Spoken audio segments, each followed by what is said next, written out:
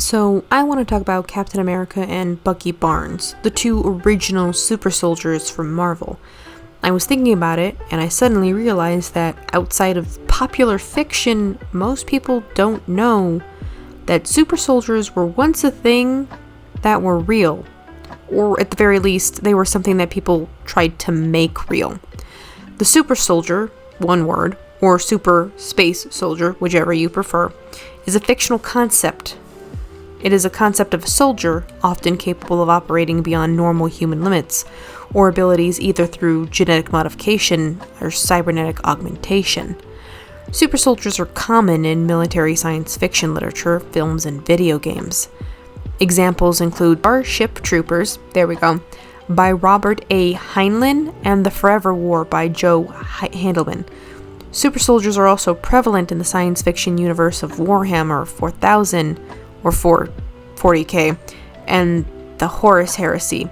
Critic Mike Ryder had argued that the super soldier depicted in these worlds serve as a mirror to present-day issues around sovereignty, military ethics, and the law. Fictional super soldiers are usually heavily augmented, either through surgical means, eugenics, genetic engineering, cybernetic implants, drugs, brainwashing, traumatic events, an extreme training regimen, or other scientific and pseudoscientific means. Occasionally, some instances also use paranormal methods or technology and science of extraterrestrial origin. In entertainment, the creators of such programs are viewed often as mad scientists or stern military personnel, depending on the emphasis, as their programs would typically go past ethical boundaries in the pursuit of science or military might. In the book, The Men Who Stares at Ghosts, circa 2004, Welsh journalist John Ronson documented how the U.S. military repeatedly tried and failed to train soldiers in the use of parascientific and pseudoscientific combat technique during the Cold War, experimenting with New Age tactics and psychic phenomena such as remote viewing, astral projections, quote-unquote the death touch, and mind reading against various Soviet targets. The book inspired also a war comedy of the same name circa 2009, directed by Grant Heslov, starring George Clooney. So why do I want to talk about this? Because in writing, the addition of a super soldier implies that not only have the military taken it upon themselves to try and one-up another nation, but this is something that the larger beast known as the government has greenlit as a project that is most likely very inhumane. I can give you a good example of how inhumane these projects have to be in order to make a super soldier. Khan Noonan Singh, or simply Khan, was an extremely intelligent and dangerous superhuman. He was the most potent of the genetically engineered human augments of the late 20th century eugenics wars periods on Earth. Khan was considered by the USS Enterprise command crew over 3 centuries later to have been the best of them, reappearing with a cadre of augmented followers in the 23rd century. Khan has become a notorious enemy of James T. Kirk. So why bring up Khan? Because genetic engineering, genetic programming, or genetic manipulation was a process in which the DNA of an organism was selectively altered through artificial means in Star Trek. Genetic engineering was often used to produce custom organisms, such as for agriculture or medical purposes, as well as to produce biogenetic weapons. The most common applicants of genetic engineering on intelligent beings in the Federation was corrective DNA resequencing for genetic disorders.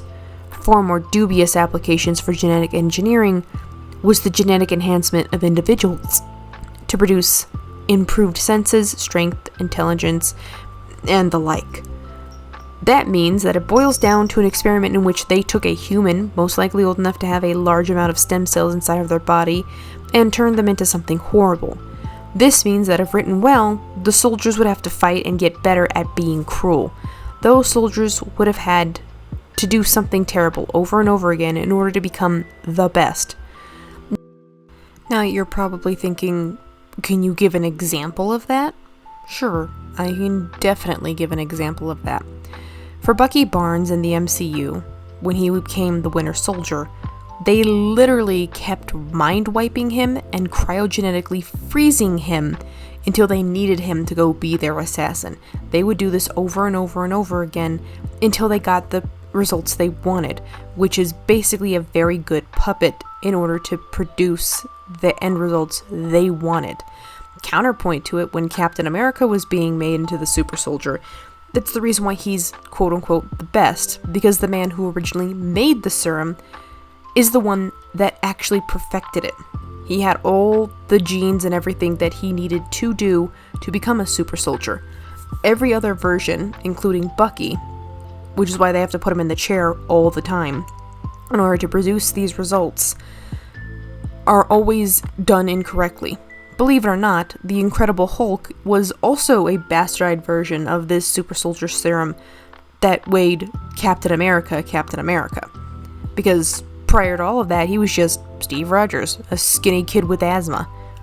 Legitimately, he was a 90-pound asthmatic that got drafted into the military because a Jewish scientist decided he fit the ideal that he was looking for. What I mean by this is that the first super soldier experiment went good. It went well. That's why Captain America is the way he is. All other subsequent forms of it don't go good is because the original scientist took to the grave the actual formula needed to make a super soldier. Good thing too, because as we later learn in the Marvel movies, S.H.I.E.L.D. is infiltrated by Hydra, the Nazis they were fighting back in World War II. Other than Bucky Barnes, like I said, the Incredible Hulk and subsequently the Red Hulk are also bastardized versions of this super soldier serum. Because the original formula was lost and went with a dead man to the grave, it makes sense, no duh, that nobody else can perfect it again. Nobody else can do what needs to be done. It's good storytelling. Now, I'm going to be completely honest. I do not like the way that they have done Captain America and Bucky Barnes in more recent movies. And what I mean about this is this. In the comics, Captain America is usually shown to be a pretty down-to-earth guy, and he's very willing to listen to people. In the MCU movies, because they have to fill a time slot for a movie and all that other jazz, they made him a certain way, which I can understand, but I dislike. He comes off as being more rude than I think he needs to be for these movies to really be effective, but that's a personal opinion, and I'm willing to admit that that is a personal opinion. What I mean by this is, especially in Captain America versus the Winter Soldier, when him and the Black Widow, Natasha Romanoff, just info dump all of S.H.I.E.L.D.'s files onto the World Wide Web, they do not once check to see if the files that they're uploading are all of their people and Hydra, or if it's just Hydra that they're doing, because they literally just clicked send. They didn't filter it, at least as we're shown. Now, some people have told me, no, Black Widow probably did and all this other stuff, it's implied, and I'm like, implication is good, but considering how this movie left off and her very short answer to like the Supreme Court when she got called in to testify doesn't make me personally feel confident in that answer. Also, I didn't know this, and I had to actually talk to a friend who's a real big Marvel fan. Shout out to Jason. Apparently, the Black Widows, right, the Red Room, not only is it implied that the Winter Soldier Bucky Barnes was there, not when Natasha was around, but was there, and he literally would train those girls to be the best kind of assassins, and it's also implied that a minor version of that super soldier serum was also given to them. And all I could think of was, what fuckery, my guys, what fuckery is this super soldier serum? Anyway, doesn't matter, not important. My point is, in the MCU, it's important that the super soldier serum, which made Captain America, comes back into play often, because it can't be a one and done red herring, right? Makes no sense for it to be that. But I can admit, it looks weird. It seems odd that so many of these super soldier serums have gotten messed up so often. But why? Why was it messed up so often? Because from a story standpoint, it would make sense. If the man who originally perfected the serum never wrote down anything that he did because it was in the middle of a war with the enemy that was purposely killing and exterminating his people, you definitely aren't going to write that down in the event that a Nazi spy might catch you and read it and take it back to, their base. Not a good look. Party foul, 10 yards, first down. So it makes sense that he, in his wisdom, wouldn't write it down, he would keep it in his head. The downside to this means whatever he wrote down as far as, notes for him, if they found it, were incomplete notes. And that makes sense. Incomplete notes cannot possibly be used to make a finished product of something because the notes, in theory, don't work well. It's basically, if you've written notes for something really big, you're putting down information that is pertinent and pertains to you. That's it. That's all you're writing down. Notes that pertain really, really importantly to what you're doing. But that is about it. You're writing down the notes that need to be written down in order to complete your project. Now, if you're in a group project and you're doing that, obviously there's more notes, but considering it's only implied that this Jewish scientist was a one-man show, of course he didn't write it down. Again, war times and all that other jazz. Makes sense. 10 out of 10. Really good story writing. But Hella, why are you even bringing this up? Well, thanks so much for asking. The reason I bring this up is because in the Marvel Cinematic Universe, which is grandiose and expansive, the Super Soldier Serum makes reappearances in several different instances. Other than the Winter Soldier, the Hulk, and supposedly the Black Widows, there's also, it's also hinted, right, don't quote me on this, that there might be some other people in the MC universe who are children of super soldiers. Not necessarily super soldiers themselves, but it's the reason why they're so extraordinary is because the gene got passed down genetically. Now, please do not quote me on this because I am not confident in what I'm about to say. Right, so critique me on it if I am wrong. Why is this important? Why do we care?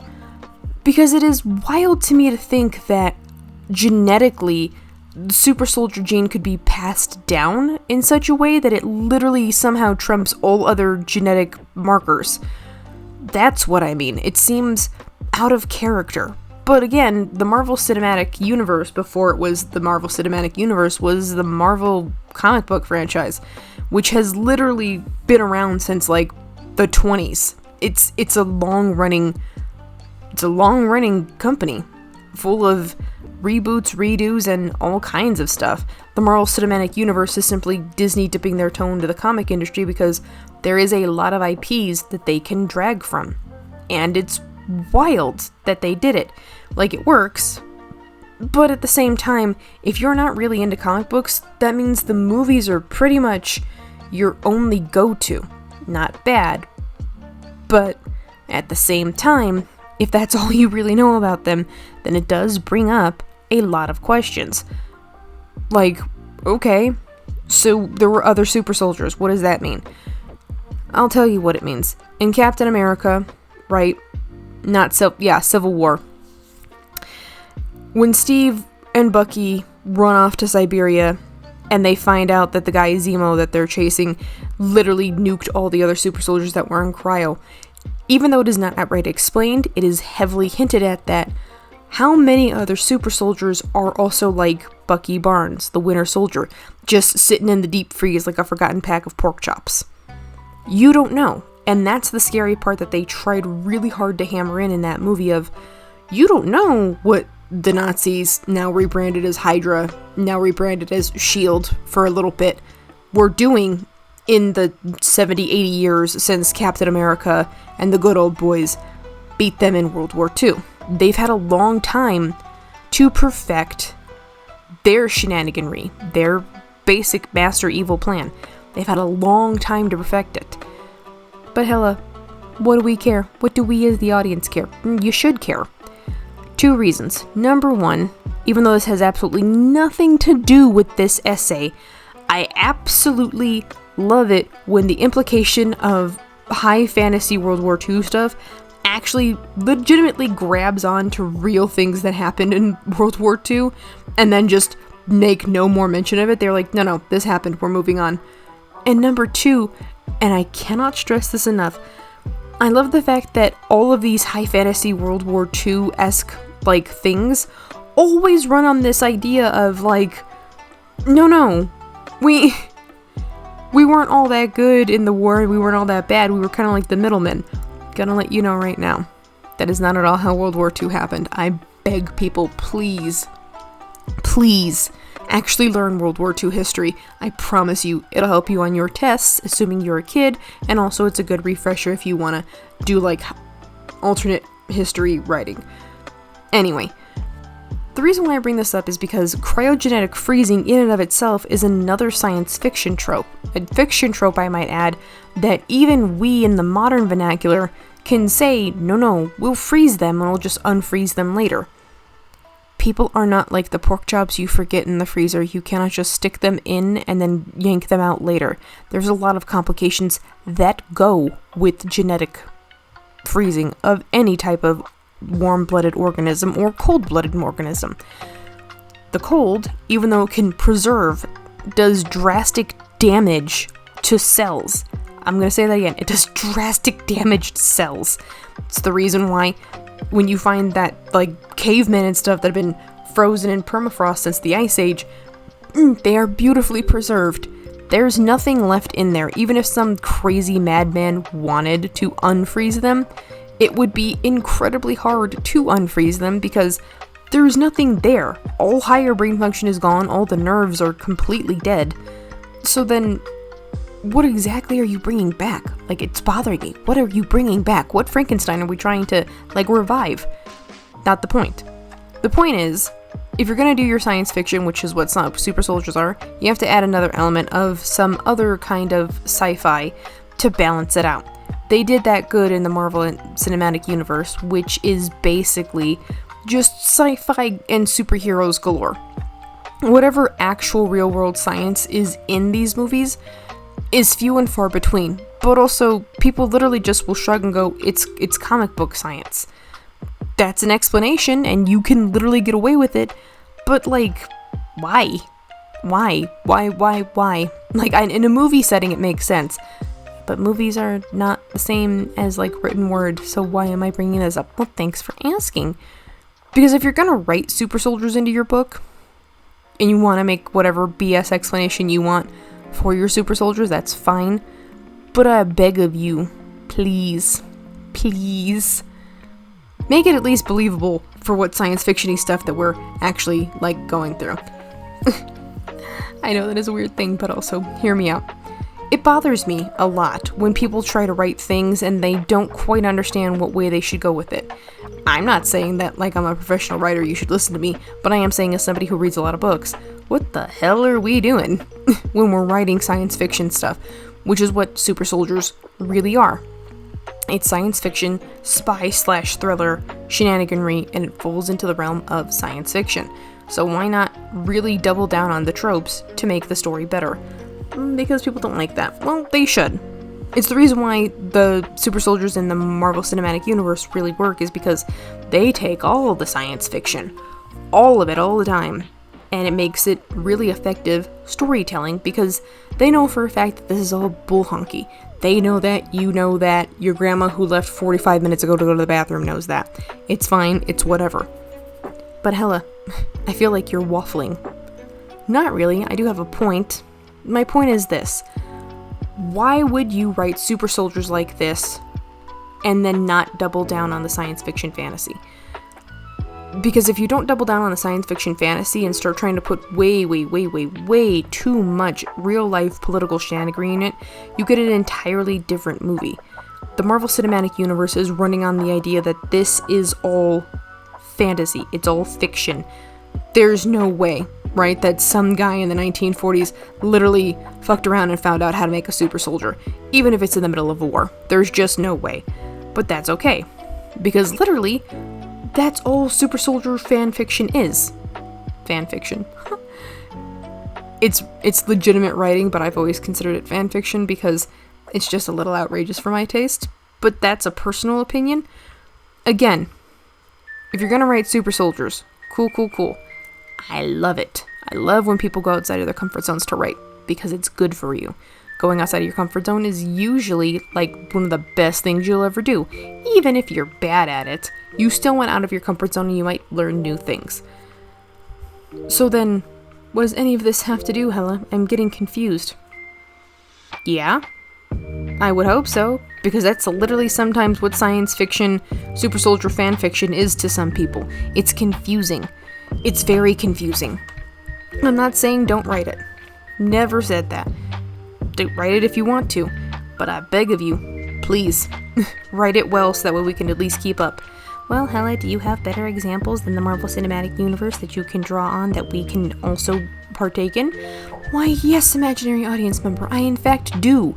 There's actually quite a bit of, like, actual good super soldier stuff outside of the Marvel Cinematic Universe that you can actually watch, and they're not even that hard to find watch. Like, general cable usually replays some of the stuff I'm going to be talking about. Now, Jason, shout out to Jason, actually, my friend and me were talking about this, and he goes, it seems weird that you want to talk about super soldiers. He goes, because only you are having this issue with them. And I was like, it's not even an issue, my guy. I just want to talk about it. And we got to talking, we got to watching a bunch of super soldier stuff, and he's like, I'm amazed that you don't like RoboCop. And I was like, because the guy who made RoboCop also made Showgirls. Like, in my opinion, I love Showgirls because it actually has a way better story, but RoboCop seems kind of dull in comparison, which I know is a very, like, weird stance to take, but I know what I said, so fight me, I suppose. But Hella, it's all your personal opinion. You're right, it is my personal opinion, and my personal opinion is my own. Anyway, my personal opinion aside, yeah, if you watch media and you just straight up stick to the story, and that's it, right? Like, don't get attached to the characters and anything else, just listen to the story and really absorb it. RoboCop is kind of boring when you think about it. Because, are you serious? Detroit became such a massive hellhole that people not only, number one, are still living there, but number two, being a police officer is a guaranteed death sentence in this future. What? No! We need to pick a lane. Like, if we're gonna have high fantasy, people can just be remade as cyborg cops, why not just make that like a perk of the job? You don't have to make it to where we can make him better. We have the technology.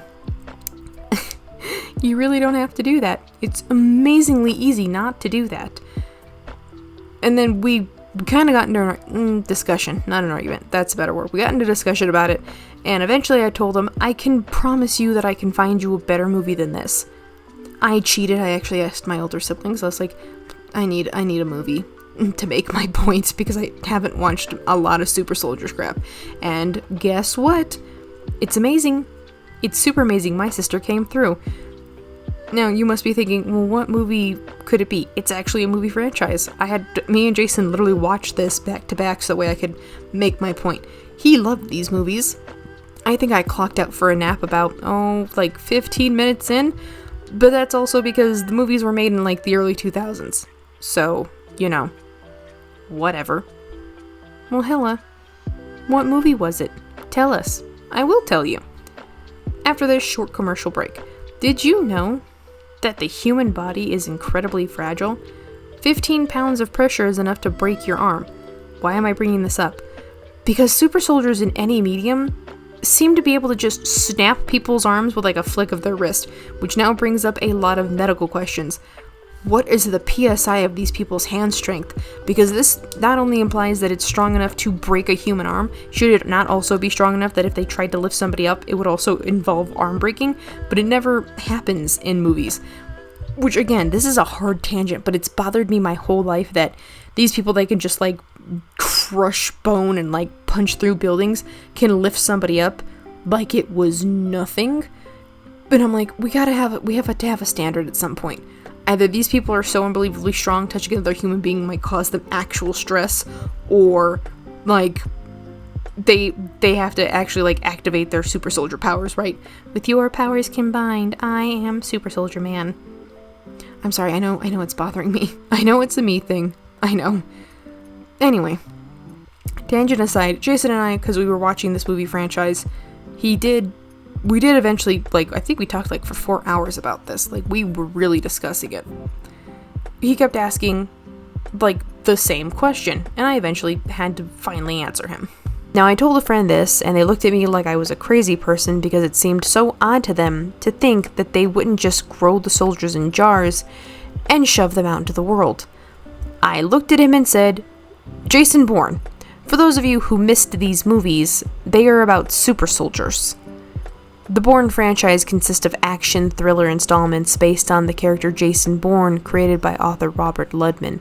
The franchise includes 5 films and a spin-off prequel and a sequel television series. The overall plot centers around Jason Bourne, a CIA assassin suffering from dissociative amnesia, portrayed by Matt Damon. All 3 of Ludlum's novels were adapted for the screen, featuring Matt Damon as the title character in each. Doug Liman directed The Bourne Identity circa 2002, and Paul Greengrass directed The Bourne Supremacy circa 2004, The Bourne Ultimatum in 2007, 3 years later, and Jason Bourne in 2016. That was just the entire name of the title.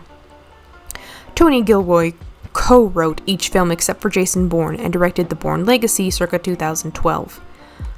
Damon chose not to return for the 4th film, The Bourne Legacy, which introduces a new main character, Aaron Cross, played by Jeremy Renner, a Department of Defense operative who runs for his life because of Bourne's actions in Ultimatum. The character of Jason Bourne does not appear in Legacy, but mentions of his name and pictures of Damon as Bourne are shown throughout the film. Damon returned for the 5th installment, Jason Bourne. The Bourne series has received generally positive critical reception and grossed over $1.6 billion.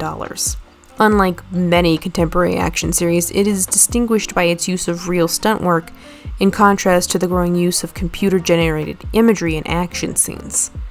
In order to set up this story, the first movie had to establish who Jason Bourne even was. A man is found floating in the Mediterranean Sea with 2 gunshot wounds in his back and a device with the number of a Swiss safe deposit box embedded in his hip, which, for the record, like, of all the places to stick this, that has to be the worst one, because if you ever hit your hip on something, like, really hard, it's game over. You're upset for the rest of the day. Anyway, he remembers nothing about his life before. Upon reaching ashore, the man assumes the name Jason Bourne after finding a passport under that name in the safe deposit box, along with other alien passports, large amounts of assorted currencies, and a gun. He subsequently attempted to discover his true identity while countering contempts on his life by CIA assassins, eventually realizing that he is one such assassin who failed to complete his most recent mission. Breaks his connection to the CIA and unites with Marie, a woman who helped him learn about his most recent actions prior to his memory loss. Bourne's conflict with the CIA reaches a climax when he takes the fight to their doorstep. The whole franchise explores how super soldiers sound good in theory, but if they ever decided to bite the hand that feeds them, it would be very bad. Outside of the fact that this should have been a no-duh moment, it does make the movie and the overall story more interesting. But outside of certain super soldiers, most of them are pretty static and very boring. I know what I said, and no, I will not back down from that statement. A static character is one that doesn't change throughout the telling of the story, whereas dynamic characters are the opposite. They undergo significant internal and or external changes. By the end of the story, dynamic characters are very different from how they are with the start. Here's a good example of a static character in a story. Atticus Finch from To Kill a Mockingbird by Harper Lee. From the beginning of the novel to the end, Atticus maintains the same beliefs and ideals, which makes him static. But he served his function in that story, so he didn't really need to change. He was the same man because the story was told from the point of view of his very young daughter, who is our narrator. Is it bad to write static characters? No, not at all. It's not bad to write these kinds of characters in a story, but you can't have a whole story of nothing but static characters. Growth is the spice of writing, and you should add it. Just like sentences that change for how long they present themselves. A very long sentence can drain the reader and audience because too many words can cause the brain to just check out from the convo, and even now you're starting to get dazed from how long this one sentence is because there's no pauses, breaks, commas, or anything else indicating that this sentence will ever end. So your mind is beginning to check out from it because I've been talking for too long. It's becoming very effective to make you not understand what's being said. But short sentences, based. So now we get to the fun part of this video. Fun for you guys. I'm gonna hate editing it later. Why have super soldiers become fashionable again? Two reasons. Reason one being Marvel, with Chris Evans and Sebastian Stan being Captain America and Bucky Barnes respectively. People saw them in theaters when Marvel had a stranglehold on the movies. Good God, they had such a hold on the movies. A new one every year, if not every 6 months. Jesus. Anyway. The second reason is because of the Amazon Prime series The Boys. Yes, I know what I said. Chris Evans and Sebastian Stan became the faces of the super soldiers, the American version, because you gotta stop the Nazis, because a super soldier in any other country would be bad. And then The Boys came along. The Boys is an American superhero television series developed by Eric Kripe for Amazon Prime Video, based on the comic books of the same name by Garth Ennis and Derek Robertson. It follows the team of vigilantes as they combat superhero individuals who abuse their abilities. The series features an ensemble cast that is like out of this world. Originally intended to be a feature-length film, the comic book series adaptation began its development in 2008, with Adam McKay set to direct the film. But due to creative differences between the crew and the studios that picked up the film, the project was left in development hell. Worst place to be. The development for the project was revived in 2016 by Cinemax, which announced that it would be a reworked television series.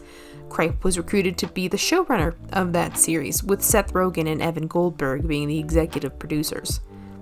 Amazon Prime Video obtained the rights for the series in 2017, back in November, with production starting in May 2018 in Toronto, Canada. The Boys premiered its first season of 8 episodes on July 26, 2019. A second season premiered on September 4th, 2020, while the third season followed on June 3rd, 2022. That same month, in 2022, the series was renewed for a 4th season, but of a shared universe, like a spin-off series. 7 on 7 premiered in July 2021. An animated anthology series, Diabolical, premiered in March 2022, and a second live-action television series, Gen V, was ordered in September 2020. The series was received positively, and praises of its writing, storyline, humor, and performance of the cast was an all-time high. The series was nominated for 6 Emmy Awards, including Outstanding Drama Series in 2021. The Boys is set in a universe where superpowered individuals called Supes are recognized as heroes by the general public and work for a powerful corporation known as Vought International. It markets and monetizes them. Basically think like they're the faces of a very large corporation. That's what they want you to get out of this. Outside of their heroic personas, though, most of them are corrupt, ranging from arrogant and selfish to legitimate mass murderers. The series primarily focuses on 2 groups. The Seven, right, the premier superhero group that has Vought's entire team of lawyers, executives, and money behind them, and then you have the Boys, vigilantes looking to bring down Vought and its corporate superheroes. Because, you gotta root for the little guy. The Boys are led by Bully Butcher, who despises all Supes, while the Seven are led by the egotistical and very mentally unstable Homelander. At the start of the series, the Boys are joined by Huey, who, is coming off of a very recently killed girlfriend, and the Seven are joined by Annie, a young, hopeful heroine who is super excited to be there, and then she finds out you should never meet your heroes. Other members of the Seven include the disillusioned Queen Maeve, the drug addict A-Train, the very emotionally insecure Deep, the mysterious Black Noir, and the white supremacist Stormfront. Yes, they actually do have Nazis in here. The Boys are rounded out by the tactical planner Mother's Milk, or MM, a weapons specialist, Frenchie, and a superpowered test subject named Kimiko, who actually doesn't talk. She is selectively mute. It's really good rep for a series based entirely off of the bro culture, but whatever. Overseeing the Seven is Vought's executive Madeline Stillwell, who was later succeeded by a publicist named Ashley Barrett.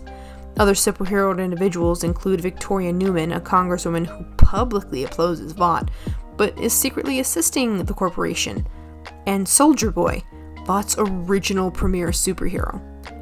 If you have ever watched the show, Soldier Boy is played by Jason Ackles, or Dean from Supernatural. It was wild the first time I saw that. I had a double take. I was like, oh my god, Dean, they let you out of Supernatural. Jesus Christ. Soldier Boy is the name of 3 superhero characters in the comic book series. Herogasm and The Boys, created by Garth Ennis and Derek Robertson.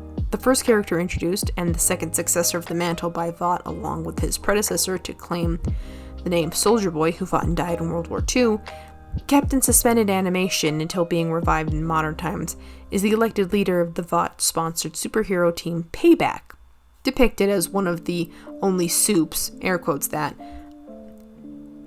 as being just born with it, but also with selfless, benevolent motivations, who detests the use of profanity, and annually has sex with Homelander alone at the Herogasm orgy instead of participating under the mistaken hope that it is the test of doing so will convince Homelander let him join his own superhero team, the Seven. God, it's so pretentious, but it's good writing. After his most recent dalliance with Homelander, Soldier Boy is captured by CIA Black Ops agent Billy Butcher and brutally tortured and murdered by him for information on Homelander's recent activities.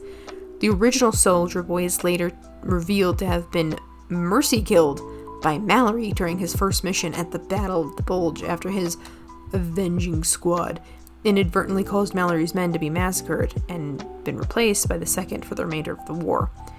In the Amazon Prime series, which is basically an adaptation, Soldier Boy is introduced in the 2022 third season, portrayed by Ackles, a composite character of the comic book characters. This Soldier Boy is depicted as the first American non-aging supe, created by Frederick Vought during World War II, whom Mother's Milk deems responsible for his family's downfall. A foul-mouthed, bona fide war hero, while working with the CIA during the Cold War, was the leader of Payback. Soldier Boy was betrayed to the Russian government and experimented on for 40 years. He is inadvertently freed by the boys in the present day while trying to seek the superweapon, BCL Red, to kill Homelander, which is actually Soldier Boy himself, who, due to experimentation, can now emit an energy which negates the superpower of any other supe with whom it comes in contact. It is later revealed that Homelander is Soldier Boy's son. The character has received positive reception. Oh, I'm not gonna lie, I was a Supernatural fan, so when I saw Jason Ackles in this, I was like, oh my god, I thought you retired. I was so happy. Anyway, in case it wasn't clear, Soldier Boy is a super soldier, and he had a son with another super soldier. A baby born of 2 super soldiers made Homelander, who in the show and the comics, to be a psychopath, like dead ass. He is bona fide crazy. Which makes sense, something has to give in these kinds of stories. In fact, it's implied that all the heroes that are being made have a lot of complications. Mostly mental, but some also have physical complications as well. Which is a very interesting story to have, since the idea behind the soldier is that they are not weak enough to worry about complications. More than mortal, basically. In 2019, 1 in every 8 people, or 970 million people around the world, are living with mental disorders, anxiety, depression, the whole kit and caboodle, right? A mental disorder is characterized by a clinically significant disturbance in an individual's cognition, emotional regulation, or behavior. It's usually associated with distress or impairment in important areas of functioning. There are many different types of mental disorders. Mental disorders may also be referred to as a mental health condition. The latter is a border term, covering mental disorders, psychological disabilities, and other mental states associated with significant distress, impairing and function or risk of self-harm. This fact sheet focuses on mental disorders as described by the International Classification of Diseases 11th Revision, or ICD-11. So let's do basic math, yeah. In 2019, the world population was 7.7 billion people, which is just too many people, but follow me. If in 2019, 970 million people had some mental disorder that was diagnosed, how many were running around with no diagnosis at all? If we're going to be generous with our numbers and to make my math easier to follow, let's say 1 billion suffer from a mental disorder, diagnosed or not. 1/7 of the global population would suffer in some way. Tragic, truly, when you think about that. 1/7 of the population is way too high, but whatever. So the number is small in percentages, right? It's like 14.2857143%. Sounds bad until you remember it's 14 out of 100. That means most people will see a percent that low and dismiss it. Most people do. But if you were to have a super soldier that suffered from a disorder, any disorder, how likely would any government be to not only accept that their project was not perfect, but be willing to do something about it? No, because the government in these super soldier stories are assholes. So even if the real world government would be willing to listen, they would be slow to do anything. And that is from being alive for 30 years, not from any website. Uncle Sam is slow to do much of anything for the public unless it would look bad to not pretend to try. That is my opinion, and you are allowed to disagree or not. My point is that super soldiers live or die by how you write them. The soldiers of yesteryear tend to be a little dull because they serve as strawmen for some political agenda for the person writing them.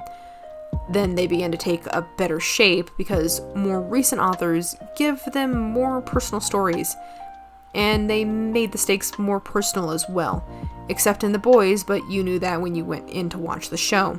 The reason I've been speaking about this is because while the idea of super soldiers is not new, not even a little bit, the way they are written is what tends to draw people in. So, now that I'm done with my long, big spiel speech about everything else, here comes the fun part of the video for me to edit. My opinion. I have been of the opinion for a very long time that you can add a super soldier into your story, barring that it needs to be added.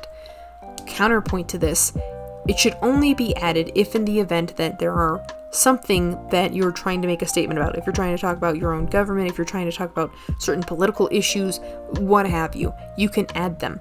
But while the super soldiers of yesteryear are kind of boring and static, and honestly it's rough to get through those old movies, I'm not gonna lie, the more modern depiction of super soldiers does in fact have them to where, no, they are extraordinarily extra like human, right? They're not even really human at this point, which is good.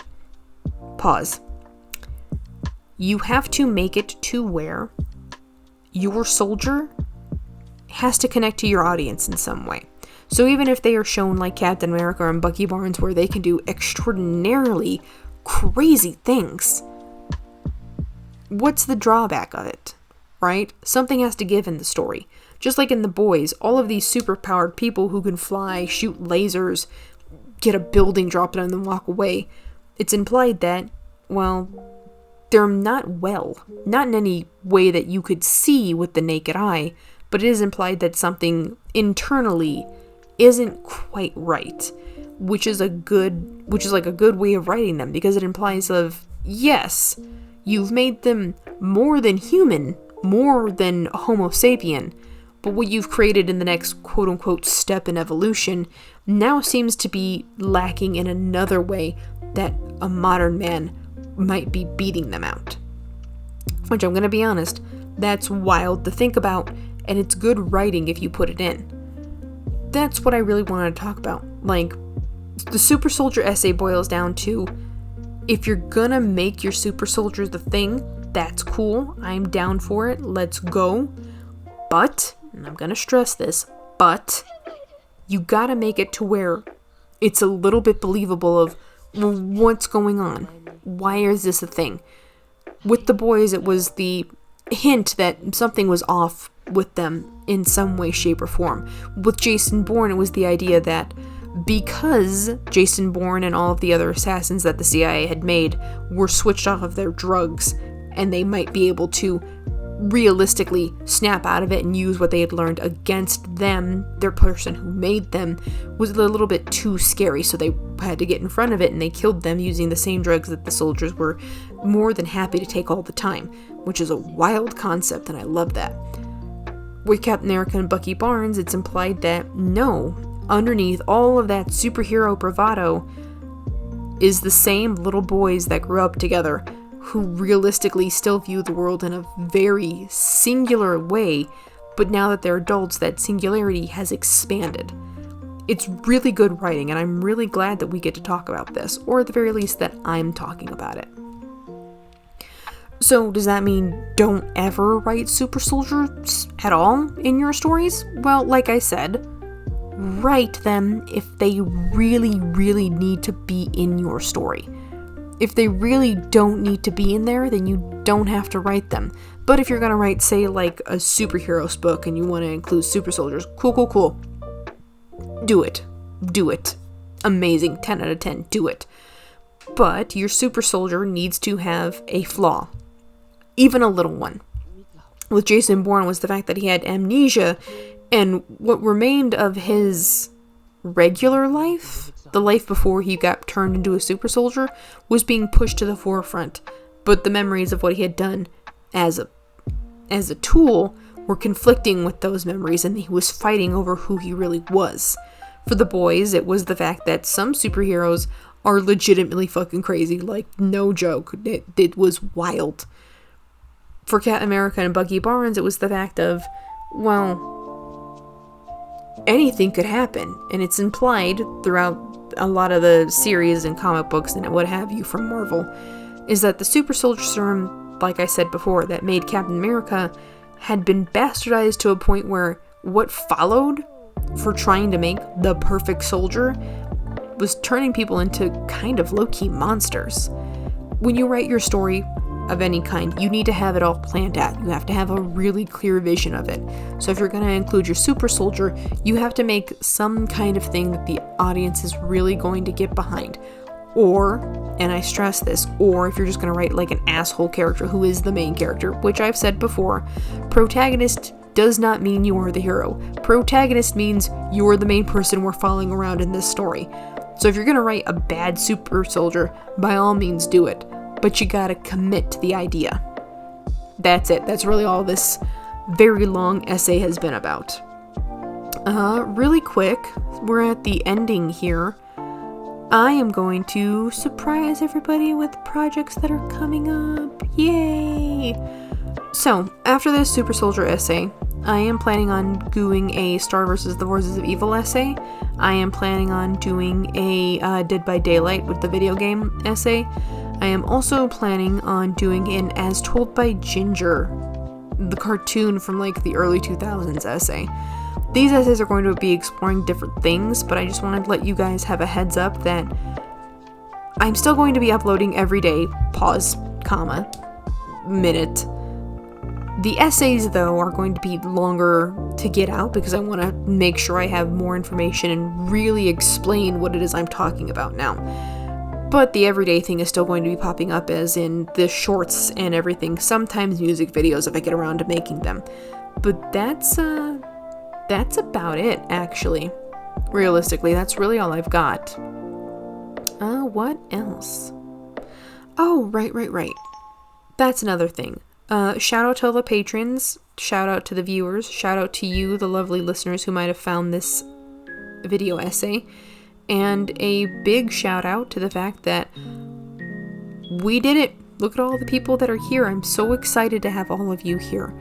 If you guys could please like, comment, or subscribe, I would really appreciate it, and thank you so much for coming to this essay.